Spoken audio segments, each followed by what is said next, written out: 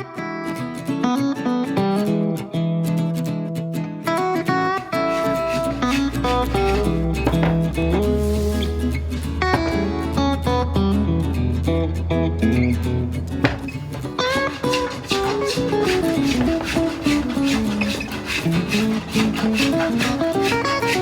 welcome, I'm Steve Hay and welcome to the wonderful world of woodworking with Carpetech. Today we're going to be covering veneering. This is Carpathian elm. And if you can see, can you see the ripples in it? It's all bubbled. And it really is a bit of a pain when you're trying to glue it up because of the bubbles. There is stuff on the market that you can use for flattening veneer. I personally don't use it because I haven't had any problems whatsoever just using water. But if you get the local newspaper, you know, the cheap one that comes around, or if you buy newspapers still, this is a good use for them. So we've got crinkly bit of veneer. What I'm going to do is spray it with water.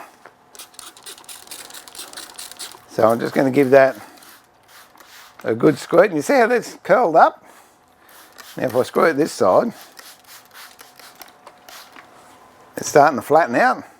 Put it between two bits of newspaper, close the newspaper, put it between two boards. Now either put some heavy weight on top of that. I'm going to go and use a book press and that will flatten it. Okay, we'll have a look at that bit of elm and I'll show you how to join veneer in a minute that we put over here a while ago.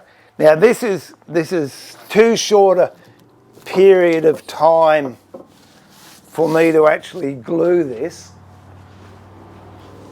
I would normally leave it in that press for at least 24 hours. And the reason I put it in newspaper is newspaper will absorb all the moisture. So when I pull it out, it will be dry and it will be flat. Take this off.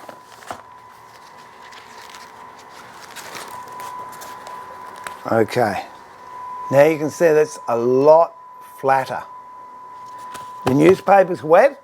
This is still a bit damp, and that's why I wouldn't use it, because if I laid that down with hide glue and it was still damp, what happens when it dries out, it will crack.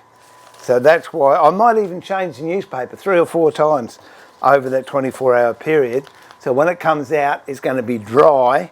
Then I can veneer it and clamp it and do whatever.